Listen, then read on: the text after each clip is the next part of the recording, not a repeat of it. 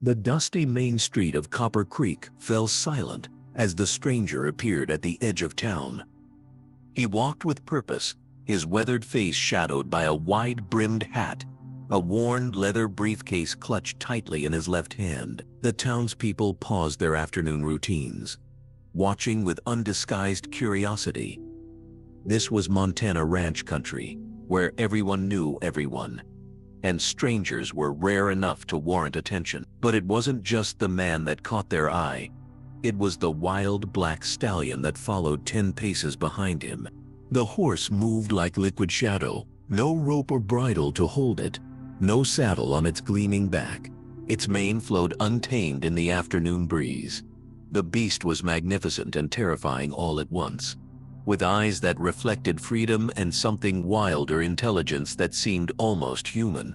The connection between man and horse was inexplicable. The stallion followed like a loyal dog, yet maintained the proud stance of a creature that could bolt at any moment. The early September sun cast long shadows across the weathered storefronts of Copper Creek, a town that had barely changed in 50 years. Wooden buildings with fading paint lined both sides of the main street. Harlow's General Store, Mason's Hardware, the Copper Creek Bank, and the Silver Dollar Saloon. American flags hung limp in the still air, and pickup trucks, dusty from ranch roads, sat angle-parked along the curb. It was a place forgotten by time, insulated from the outside world by miles of open country and mountains that turned purple at sunset. Sheriff Dan Foster was the first to react to the stranger's arrival, stepping out from his office next to the courthouse. His hand instinctively rested on his holster, not as a threat, but from the habit of a man responsible for keeping peace in a place where everyone valued privacy and self-sufficiency. He watched the stranger's measured stride, noting the military precision in his movement. The briefcase, worn at the edges but clearly well cared for, never shifted from his firm grip. Most intriguing was how the stallion kept its distance, yet followed with absolute certainty, like an invisible thread connected them. The briefcase never left the stranger's grip, even as he stepped into the town's only diner, the horse waiting patiently outside, like it understood some unspoken command. Local ranchers exchanged glances. No one had ever seen a wild Mustang behave this way. Nathan Miller, owner of the largest cattle operation for 50 miles, leaned against his truck and watched with narrowed eyes. 20 years in the business had taught him to recognize quality horseflesh, and that stallion was something special, perhaps one of the legendary ghost Mustangs from the high mountains that no one had managed to capture. Inside Maggie's diner, conversations hushed as the stranger claimed a corner booth with a clear view of both the door and the street outside. The vinyl seat squeaked beneath him as he set the briefcase carefully on the table, one hand remaining on its surface. The place smelled of coffee and apple pie, with a lingering hint of breakfast bacon. A ceiling fan spun lazily overhead, circulating air that carried decades of stories and secrets. Waitress Emma Carson approached with practiced confidence, order pad in hand. At 32, she'd been serving customers at Maggie's for nearly half her life. Inheriting the position from her mother, she'd learned to read people quickly, which ranchers were having a bad day with their cattle, which marriages were on the rocks, which tourists were just passing through. But this stranger defied her usual categories. His clothes were worn but clean, his manner polite but guarded. Most of all, his eyes, deep brown with flecks of amber, seemed to hold stories she couldn't begin to imagine. When she asked if he wanted coffee to start, he nodded, and she noticed calluses on his hands as he shifted the briefcase slightly. Working hands, not soft city hands. The kind of hardness that came from years of real labor. Emma set down a mug of coffee before the stranger, her eyes drawn to the briefcase he guarded so carefully. It wasn't fancy, just worn brown leather with tarnished brass corners, but he protected it like it contained the crown jewels. When she asked his name, he answered simply, James. No last name offered, no explanation for his presence. His voice carried the quiet confidence of a man who'd seen too much to waste words. The whispers started immediately. Some said he was a horse thief with stolen documents. Others suggested government agent or a man on the run. The most fantastical theory came from old Pete at the end of the counter, who muttered about treasures and maps, but James just sipped his coffee, seemingly oblivious to the speculations swirling around him. His eyes, deep and penetrating, occasionally glanced toward the window, where the stallion remained, as if they were communicating silently. At the counter, local veterinarian Megan Tanner stirred creamer into her coffee. While watching the scene unfold, her scientific mind couldn't reconcile what she'd just witnessed outside. Wild horses didn't follow people, especially not without any training tools. In 15 years of treating everything from pampered show horses to half-feral ranch stock, she'd never seen behavior like that stallion's. The animal showed no signs of domestication, yet exhibited loyalty that defied explanation. Nathan Miller finished his conversation with two of his ranch hands outside, then pushed through the diner's door, the bell jingling to announce his arrival.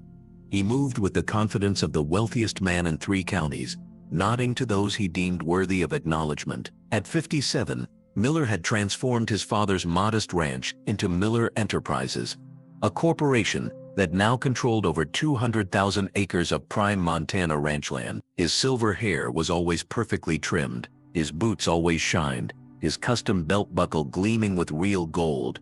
He was both respected and feared throughout the region. Miller's gaze locked on the stranger for several seconds longer than was comfortable before he claimed his usual table near the window.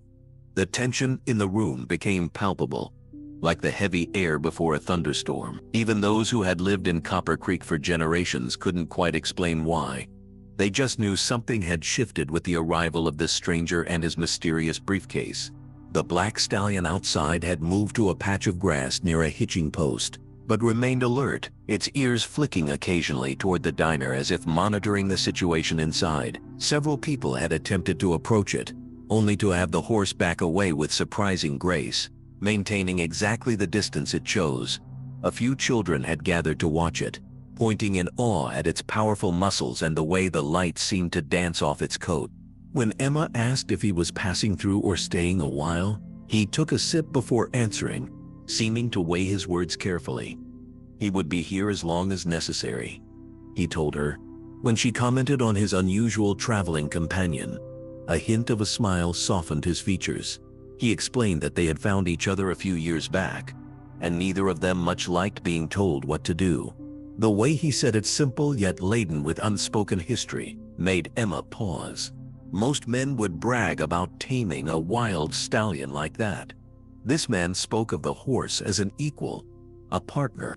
From his seat, Miller watched the exchange with growing interest, his fingers drumming against the polished wood of his walking stick, a custom piece topped with a silver horse head. He'd built his fortune by recognizing opportunity, and something about this stranger triggered his instincts. The briefcase particularly caught his attention. In his experience, men who guarded things so closely usually had something worth taking. Sheriff Foster entered the diner, removing his hat as he approached the stranger's table. Law enforcement in a town like Copper Creek was as much about information gathering as enforcement, and unusual arrivals warranted direct attention. When he introduced himself and asked about the stallion, James gave only his first name and explained simply that the horse preferred traveling without restraints. When asked about his business in town, James said only that he was doing research on family history and that his family had once lived in the area. Something in his tone made the sheriff decide not to press further, at least not in public. As the afternoon stretched on, James finished his meal and paid in cash, crisp bills that looked newly withdrawn from a bank.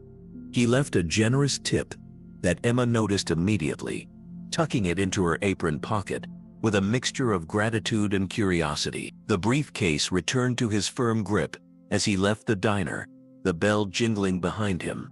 The stallion lifted its head the moment he appeared, moving to follow him down the street toward the Wayside Motel at the edge of town. What no one in Copper Creek knew that afternoon was that the man with the briefcase was about to change everything they thought they understood about their quiet town, and that the contents of that battered leather case would unearth secrets buried for 30 years. By nightfall, James had secured a room at the Wayside Motel, the only accommodation in town. The stallion remained nearby, grazing on a patch of grass as if it were the most natural thing in the world. The motel owner, Martha Jennings, had initially protested about the horse, but something in James's steady gaze made her reconsider. She'd been running the place for 40 years and prided herself on reading people. This man had purpose written all over him. Room 7 of the Wayside Motel hadn't changed much since the 1970s. Wood-paneled walls, a sagging mattress covered with a faded floral bedspread, and green shag carpeting worn thin in the paths between door, bed, and bathroom. The air conditioning unit beneath the window rattled asthmatically, but managed to cut through the evening heat. James placed the briefcase on the small desk and stood looking out at the mountains silhouetted against the darkening sky. He'd waited 15 years for this moment, planned for it, prepared for it, postponed it when necessary. The journey had taken him across 5 states, through countless archives, and into the confidence of people who had every reason to stay silent. The stallion, which he privately called Shadow, though he never used the name aloud, had joined him 3 years ago in the high country near the Idaho border. Their meeting hadn't been chance. Despite what he'd implied to the waitress, he'd gone looking for the descendants of his father's prized breeding stock, following rumors of a ghost horse that couldn't be captured. When he finally spotted the stallion on a ridge above him, something passed between them, a recognition that transcended explanation. From his pocket, James removed a small, worn photograph. 3 people standing before a white farmhouse, with mountains in the background.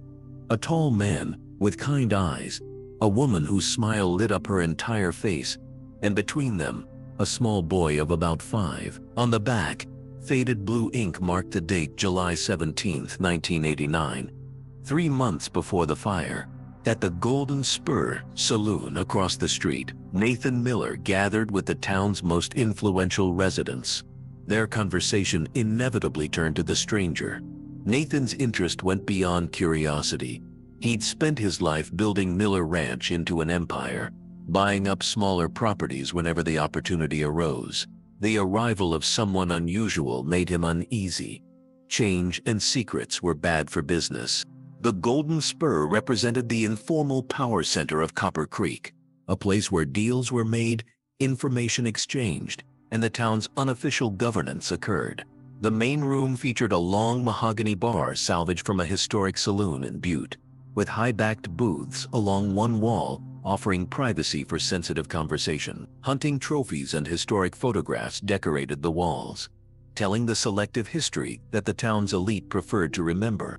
Miller occupied his customary corner booth, joined by Judge Robert Hammond, Bank President William Larson, and County Commissioner Henry Douglas, men who had risen through Copper Creek's ranks alongside him over the decades. Each of them had benefited from Miller's success, their fortunes intertwined through business deals, land exchanges, and mutually beneficial arrangements that rarely appeared in official records. The judge informed them that state police couldn't find anything on James, except a driver's license issued in Oregon 3 years ago. Before that, there was nothing. When Miller asked about the horse, he was told that the veterinarian believed it was definitely wild, or had been. No shoes, no brands, no signs of traditional training. The commissioner wondered if James might be connected to environmental groups trying to block Miller's northern expansion. Miller dismissed this theory, noting that activists typically made noise and filed lawsuits rather than operating covertly. When the banker mentioned that James had asked for directions to the county records office for the next day, silence fell over the table. The county records contained decades of property transactions, mineral rights assignments, water rights adjudications, the paper trail of how Copper Creek had transformed from a community of equal landowners to a place where Miller Enterprises dominated the landscape. Judge Hammond offered to have the clerk delay James, but Miller vetoed this idea, reasoning it would only confirm James was onto something. Instead, he instructed the banker to have his daughter, who worked in records, monitor exactly what James was requesting. Later that night, as the town settled into silence, James spread the contents of his briefcase across the motel bed. Documents formed careful piles: property deeds, newspaper clippings, insurance reports, family photographs, and hand-drawn maps, with locations marked in red. At the center lay a leather-bound journal, its pages yellowed with age. The name embossed on the cover had faded to near invisibility, but in the right light one could still make out the name David Wilson. James opened the journal to a page marked with a faded ribbon. The handwriting was neat and precise, the words of a man who believed in doing things properly. An entry from September 16, 1989, described how Miller had again approached about selling the north section of the Wilson property, offering 20% more than last time. David Wilson had refused, as he and his wife had decided long ago the land would stay in the family for their son James. The entry also mentioned something interesting found while digging a new well, with plans to take samples to Bill Thompson in Helena the following week for testing. David suspected this discovery might explain Miller's increasing persistence. Outside, the stallion nickered softly in the darkness, as if sensing the weight of the past unfolding inside. James carefully returned the items to the briefcase, his movements methodical. Tomorrow would begin the public phase of a journey that had consumed half his lifetime. In a town built on carefully maintained appearances, he was about to introduce the one thing capable of tearing everything apart: truth. What they didn't realize was that James had his own sources of information.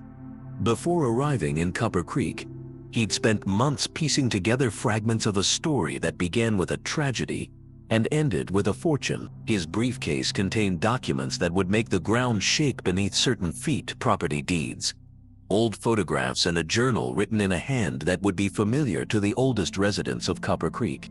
The Montana dawn arrived with characteristic drama. Bands of orange and pink stretching across the eastern sky, silhouetting the mountains in a display that made even longtime residents pause to appreciate. James was already awake. Having slept little, he'd spent the early hours reviewing his strategy, anticipating resistance, and preparing for confrontation. The stallion had grazed through the night, occasionally lifting its head as if standing sentinel. After a simple breakfast at Maggie's Diner, where he endured more curious stares and whispered speculation, James made his way to the county administration building, a two-story brick structure at the end of Main Street. The stallion followed at its customary distance, drawing a small crowd of onlookers who had heard about the unusual pair. Among them stood Megan Tanner, the veterinarian, her professional curiosity overcoming her usual reserve. The building's interior was cool and quiet, with polished floors that amplified every footstep. Framed photographs of county commissioners past and present lined the hallway, their stern faces watching over decades of official business. The records office occupied the far end of the ground floor, a room filled with metal filing cabinets, microfilm readers, and computer terminals that seemed a decade out of date. Sarah Bennett, a woman in her early 30s with prematurely graying hair, looked up as James entered. She'd received 3 phone calls that morning about the stranger with the briefcase, including one from her father that carried clear instructions to monitor his activities carefully. When James requested property records for the Wilson Ranch, particularly the transactions following the fire in 1989, Sarah's expression flickered briefly: surprise, followed by caution. Few people mentioned the Wilson tragedy these days, and fewer still asked for specific records related to it. Sarah hesitated, then asked why he wanted those particular records. James replied with the same explanation he'd given the sheriff: family research. This answer was equally true and equally incomplete. While Sarah disappeared into a back room to retrieve the files, James studied the large county map mounted on the wall. Colored sections indicated ownership, and it didn't take an expert to see that the areas marked Miller Enterprises dominated the landscape. A blue ocean surrounding islands of other colors. One section in particular caught his attention: a large tract northwest of town, labeled Miller Ranch Expansion Zone, which encompassed what had once been Wilson property. The Wilson tragedy was something people in Copper Creek didn't discuss. The terrible fire had claimed the lives of David and Margaret Wilson, leaving their land to be sold off to cover debts. Nathan Miller had purchased most of it for a fraction of its worth, the beginning of his rise to prominence. The official story was tragic but simple. A wood stove accident, an uninsured family, a community that mourned and moved on. Sarah returned 30 minutes later with a metal box containing file folders. Setting it on a research table away from the front counter, she explained that these were the property transactions from that period and that the actual fire report would be with the fire department archives, implying those might not be easily accessible. James thanked her and began his methodical examination. He started with the property deed transfers, comparing them with documents from his briefcase. The official records showed a clear sequence. Following the fire, the Wilson property had gone into probate, then been sold at auction to satisfy outstanding debts. Miller had purchased the land legally, the paperwork signed by the county administrator and Judge Hammond's predecessor. But as James opened his briefcase and carefully laid out its contents on the research table, a different story emerged. Old surveyor maps showed something the current records didn't: evidence of mineral deposits on the Wilson property that would be worth millions today. There were witness statements that had never been filed, suggesting the fire had started in two places simultaneously. And most damning of all, photographs showing a much younger Nathan Miller at the property just hours before it burned. Sarah's hands trembled as she compared the documents to the official records. Discrepancies leapt out like accusations. Pages missing, signatures that didn't match across documents, a coroner's report with inconsistent timestamps. The official history of Copper Creek was unraveling in front of her eyes. Most disturbing was a document James produced from his briefcase, a soil analysis report dated just days before the fire. It confirmed high concentrations of rare earth minerals on the Wilson property, minerals that had become essential for technology manufacturing in the decades since. The report had never been filed with the county, but a receipt showed it had been commissioned by David Wilson. When Sarah asked where he got these documents, James met her gaze steadily and explained that people keep things, people remember, and some people have waited a very long time for the right moment. Outside the window, the black stallion stood motionless, watching. Some claimed later that it was just coincidence, but others swore they saw the horse rear up at the exact moment. Sarah gasped at what she found: the missing original deed showing that the Wilson property had never legally transferred to Miller's ownership at all. Sarah's discovery spread through the county offices like wildfire, despite attempts to contain it. By lunchtime, Judge Hammond had been informed, followed quickly by Sheriff Foster. The sheriff, a man who prided himself on upholding the law regardless of who was involved, found himself in an impossible position. The documents suggested crimes, serious ones, but also threatened the foundation of the community's economic structure. If Miller's initial land acquisition was fraudulent, what did that mean for the dozens of subsequent deals built upon it? James, seeming to anticipate the coming storm, had quietly left the records office, his briefcase once again secure in his grip. The stallion had followed him to a small park in the center of town, where he sat on a bench beneath a cottonwood tree, apparently content to wait for the inevitable confrontation. It came sooner than even he expected. Nathan Miller's black Cadillac Escalade pulled up to the curb, the man himself emerging with the aid of his silver-tipped walking stick. Despite being in his late 50s, Miller moved with vigor, his face set in the determined expression of someone accustomed to solving problems directly. He called out to James using the name Blackwood, saying it was time they had a conversation. James remained seated, one hand resting on the briefcase beside him. His response froze Miller mid-step, causing his composure to slip for the first time in decades. James had called him Uncle Nathan, and in that moment of shock, the truth dawned in Miller's eyes. Recognition of features he hadn't seen since they belonged to a 5-year-old boy, now transformed by time and hardship into the face of the man before him. Miller whispered that it wasn't possible, though his pallor suggested he already knew it was. Word spread through Copper Creek like wildfire. By midday, James found himself facing Nathan Miller in the center of town, a crowd gathering around them. The briefcase sat open on the hood of Miller's expensive truck, its contents visible to everyone. The rancher's face had drained of color, his normal confidence replaced by something between rage and fear. The confrontation drew onlookers from every corner of Copper Creek. Store owners abandoned their shops, ranchers paused their errands, and office workers peered through windows at the unfolding drama. The stallion had positioned itself behind James, its powerful presence somehow amplifying the tension of the moment. Sheriff Foster stood nearby, clearly uncertain about his role in what was rapidly becoming a public reckoning. Miller's voice shook as he demanded to know who James really was, and what gave him the right to dig into ancient history. The watching crowd grew silent as James finally revealed his full name: James Wilson, son of David and Margaret, a child believed to have died in the fire 30 years ago, spirited away by a family friend who suspected foul play but couldn't prove it. Miller snarled that James was lying, that the Wilson boy died in that fire, that everyone knew that, but the tremor in his voice betrayed his uncertainty. James replied quietly, but his words carried to every ear in the hushed crowd. Everyone was told the boy died, just like everyone was told the fire was an accident, just like everyone was told the Wilsons had debts they didn't have.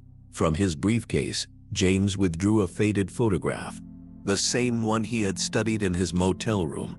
He held it up for all to see, the young family standing before their farmhouse, mountains in the background, happiness evident in their expressions. James explained that his father's best friend was Bill Thompson, a geologist from Helena. The night of the fire, James was staying with him while his parents went to dinner. When they didn't return to pick him up, Bill drove to the ranch and found it in flames. The sheriff's deputies were already there. They discovered 2 bodies and assumed the entire family had perished. His voice remained steady, though emotion flickered behind his controlled exterior.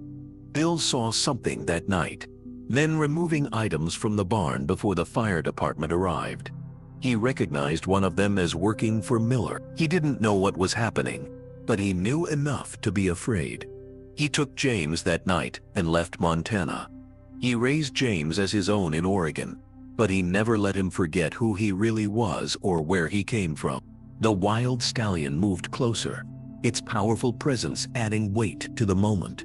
James explained how he'd been raised in secrecy, hundreds of miles away, how he'd pieced together the truth bit by bit, collecting evidence in his leather briefcase after Bill's death 5 years ago, how he'd tracked down the stallion, descended from his father's prized horses that had escaped during the fire, living wild in the mountains. The horse had approached him instantly, as if recognizing something in his blood. James continued, retrieving the leather-bound book from his briefcase. His father's journals recorded his discovery of rare earth minerals on their property just weeks before the fire.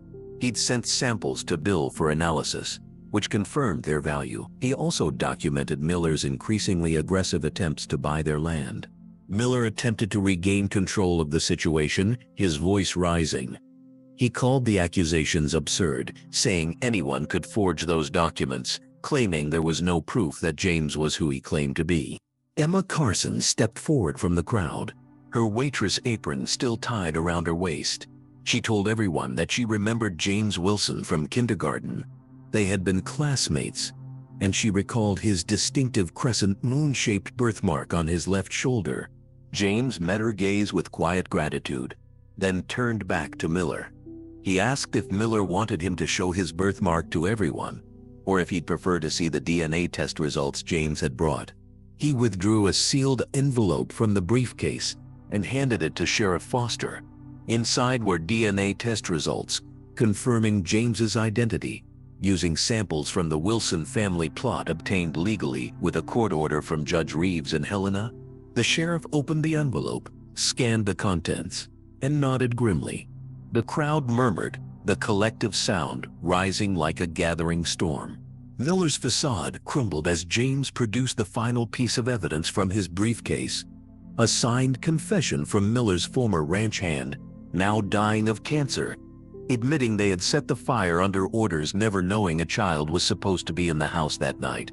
The confession detailed how they'd discovered mineral deposits while digging fence posts on adjacent land, and how Miller had orchestrated the tragedy to acquire the property cheaply before anyone else realized its value. James explained that Frank Carson, Emma's uncle, had confessed 3 months ago. He was dying of lung cancer in a hospice in Billings and wanted to clear his conscience before meeting his maker. The typed confession, notarized and witnessed by 2 hospice staff members, described in horrifying detail how Miller had ordered the fire set to look like an accident, how they'd waited until the Wilsons were out for their anniversary dinner, how they'd never intended anyone to die. But when the couple returned home unexpectedly and discovered them, panic led to murder. Most damning were the details. Only someone who had been there could know the exact locations where accelerant was placed, the method used to disable the phones, and the items stolen from the house to support the theory of debts and financial troubles. The community that had respected, even feared, Nathan Miller for decades now, saw him clearly for the first time. People stepped back from him physically, the isolation of guilt creating an invisible barrier. Sheriff Robert Hayes moved forward, his face grim as he read through the evidence. This was more than just old history. This was arson and murder, crimes with no statute of limitations. Miller's composure finally shattered completely. He shouted that no one understood what the town was before him. It was nothing. He built everything they saw. Every job, every opportunity existed because of him. James remained calm in the face of Miller's rage. He stated simply that Miller had built it all on his parents' graves and stolen land. He had built it on lies. Turning to address the gathered townspeople directly, James explained that he hadn't come for revenge. He came for truth. What they did with that truth was up to them.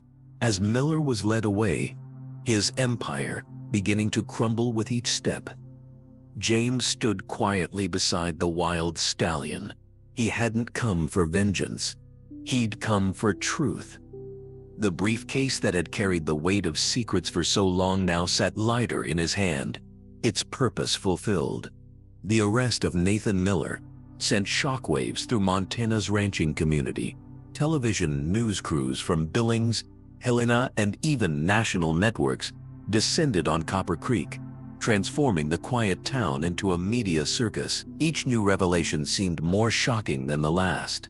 The geological surveys showing mineral deposits worth hundreds of millions, the forged documents, the suspicious deaths of potential witnesses over the years, and the network of influential figures who had helped conceal the truth. Judge Hammond resigned in disgrace when evidence emerged of his role in falsifying probate records. Bank President Larson faced federal charges for money laundering. Commissioner Douglas, who had approved countless permits for Miller Enterprises over the decades, found himself under investigation for corruption. The carefully constructed power structure that had governed Copper Creek for a generation collapsed like a house of cards. Through it all, James remained largely in the background, declining interviews and avoiding the spotlight.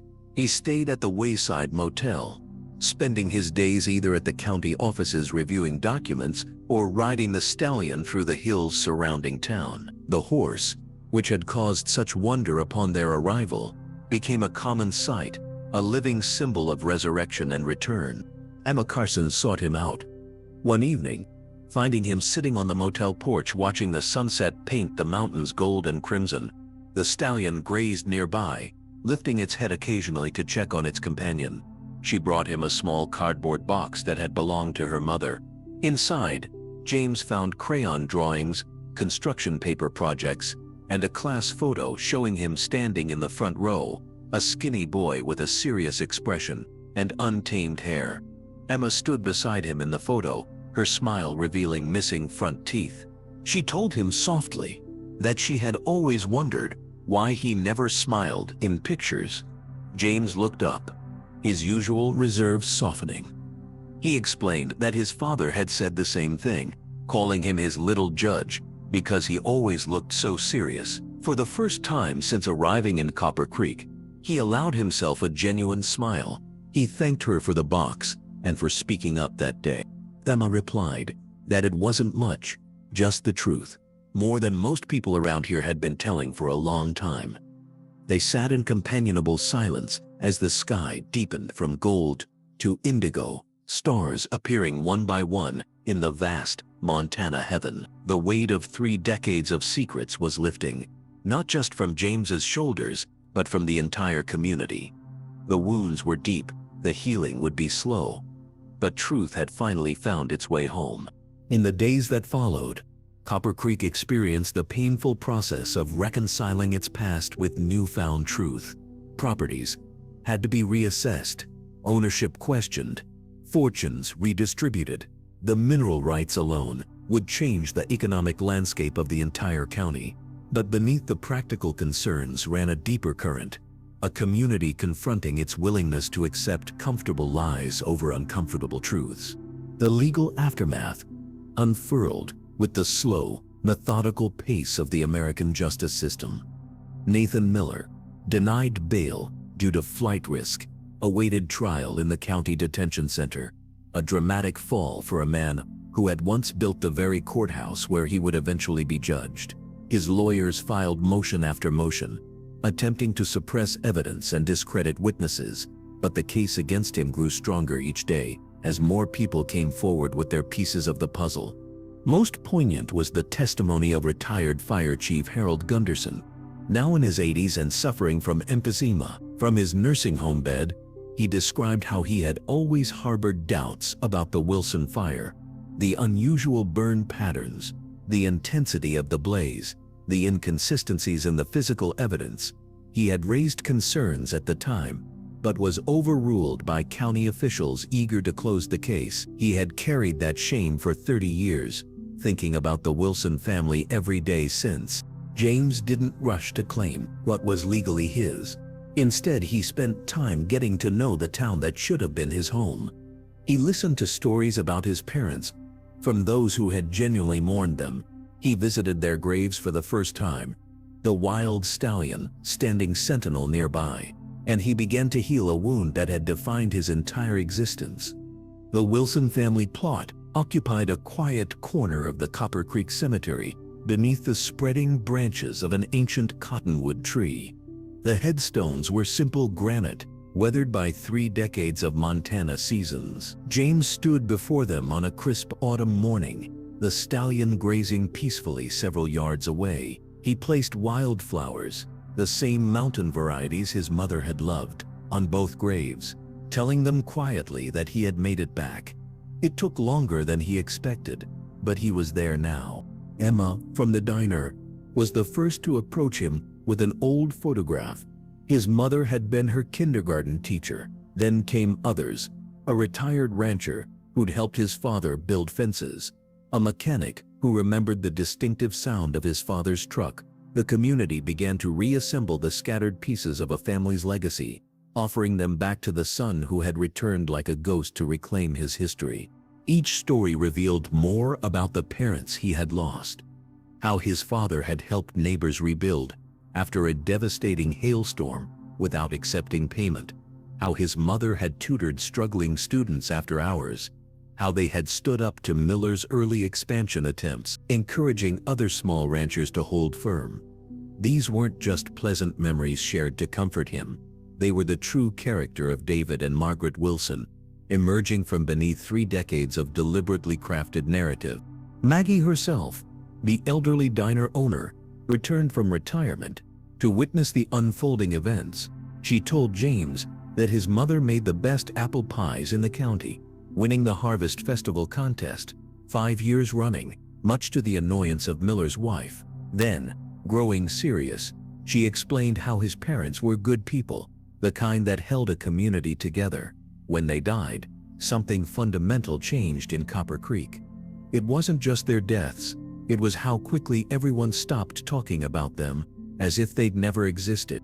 James nodded, understanding all too well how power could silence memory. His own memories of his parents had faded with time, preserved mostly through photographs and the stories Bill Thompson had repeatedly told him to ensure he never forgot. Now, hearing first-hand accounts from people who had known them, James felt his parents becoming real again in ways he hadn't anticipated. The wild stallion remained with James, their connection deepening with each passing day. Local horse trainers watched in amazement as the animal that had eluded capture for years responded to James's quietest commands, not through dominance, but through some deeper understanding. Many believed the horse had somehow been waiting, holding part of the Wilson legacy until the rightful heir returned. Megan Tanner, the veterinarian, finally approached James about the horse.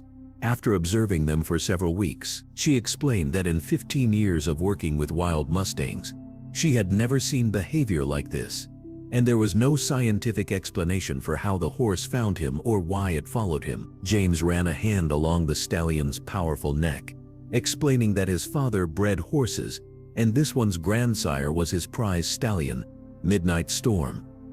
Some of the herd escaped during the fire and had been living wild in the mountains ever since. When Megan pointed out that genetic memory doesn't work that way, James replied simply that some things go beyond biology.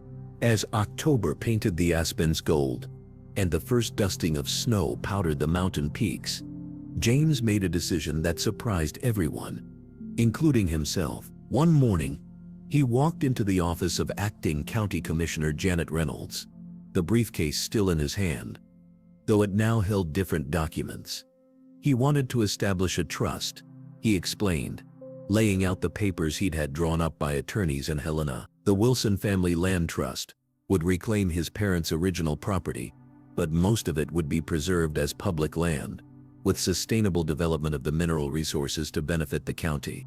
Janet, a middle-aged woman who had stepped into the leadership vacuum with remarkable competence, studied the proposal with widening eyes. This would transform the county's future, she realized. The revenue from controlled mining alone would fund schools, infrastructure, healthcare for decades to come. She asked why he would do this. He could be an extremely wealthy man if he developed the property privately. James gazed out the window, where the stallion waited patiently. As always, his parents had loved this land, he explained. They wanted it preserved, not exploited.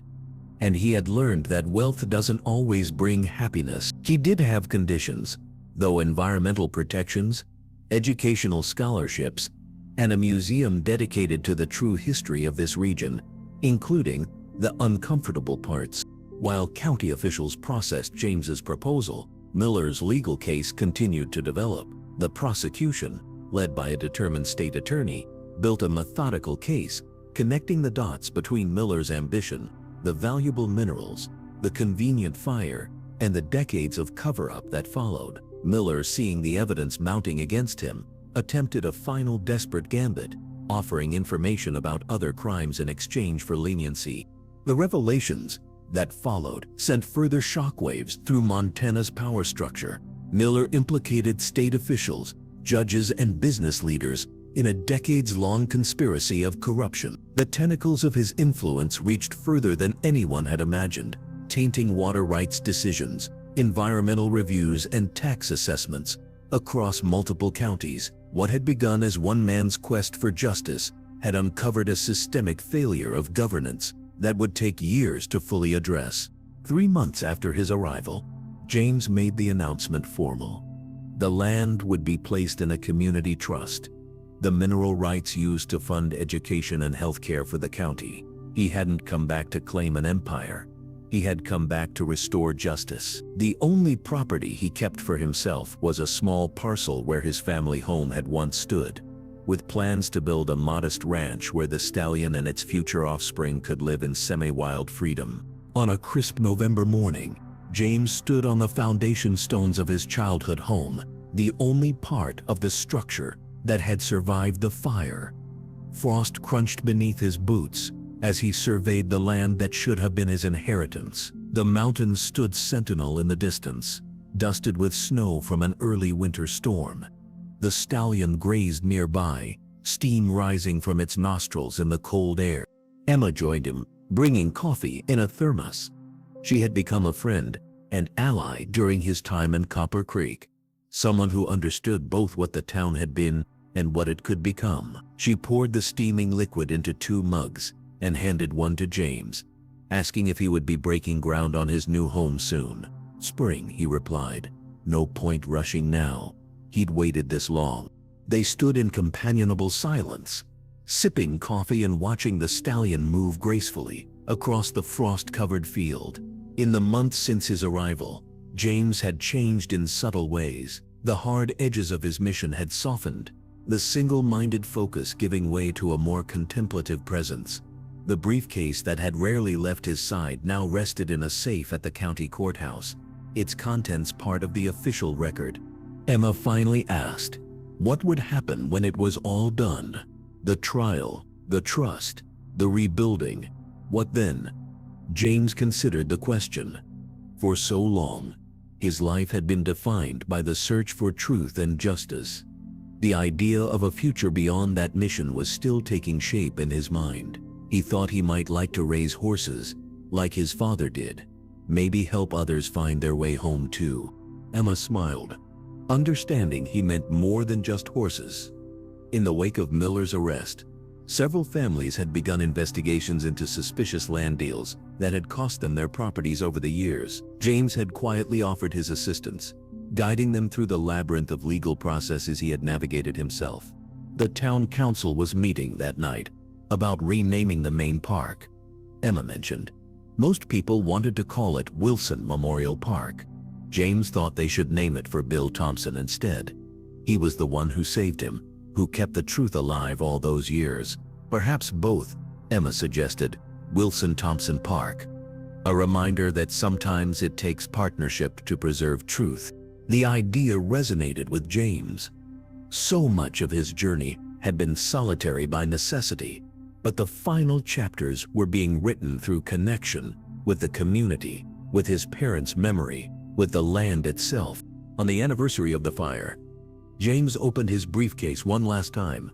He removed the painful evidence it had carried and transferred it to the County Historical Society, where the full story would remain accessible to anyone seeking truth. The empty briefcase he buried beneath a young oak tree, planted in his parents' memory, a symbolic laying to rest of secrets too long carried.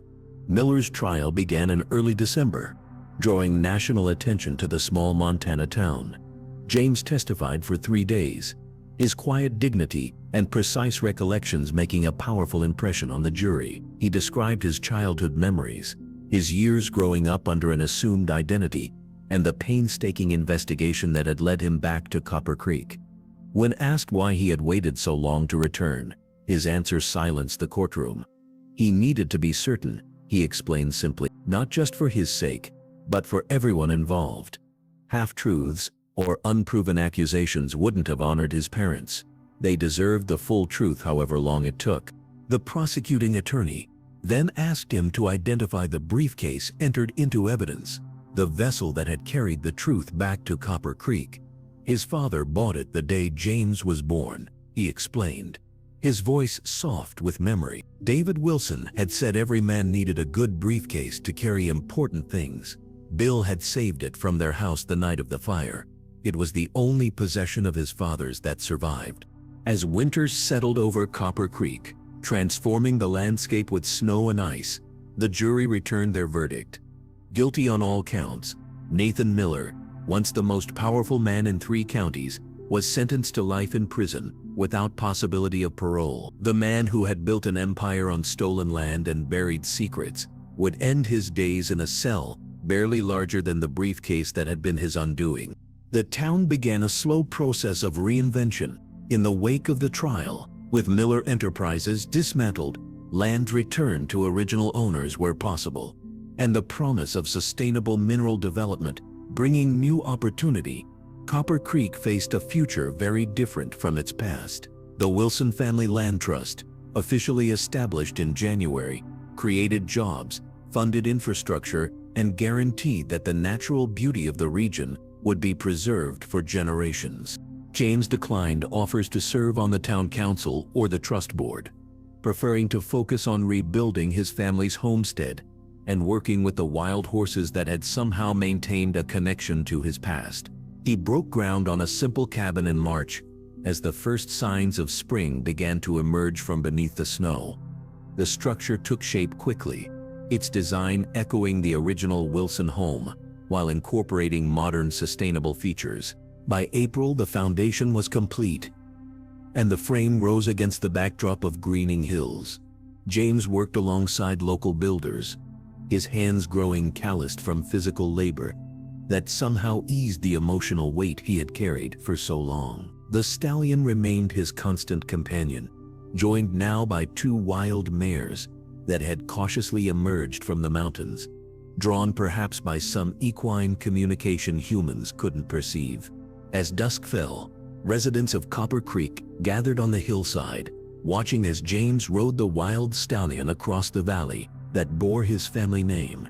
The horse moved with supernatural grace, no longer following, but carrying forward, both of them finally home. The evening light painted everything in gold, from the new green of spring grasses to the distant peaks still capped with snow.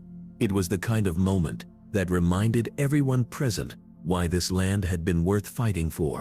Later that evening, as twilight deepened into night, James sat on the porch of his half-built cabin. The first stars appeared overhead, brilliant in the clear mountain air. From here he could see the lights of Copper Creek below, no longer representing a conspiracy of silence, but a community finding its way toward honesty and healing. Emma joined him, bringing a freshly baked apple pie. Her mother's recipe, she explained, but apparently James's mother had given her the secret ingredient, cardamom. She smiled at his surprised expression, adding that some traditions deserve to continue. They shared pie under the stars, talking about the future more than the past. Emma had plans to expand the diner, adding a small museum section dedicated to local history. James was considering establishing a program to work with troubled youth, using horsemanship as therapy. The conversation flowed easily between them, friends becoming something more in the natural way of people who have walked through fire together and emerged stronger. The stallion nickered softly from the nearby corral, a sound that seemed almost like approval. This too was part of coming home, not just reclaiming justice, but building something new from the ashes of the past. This story reminds us that justice sometimes arrives at its own pace, carried in unexpected forms.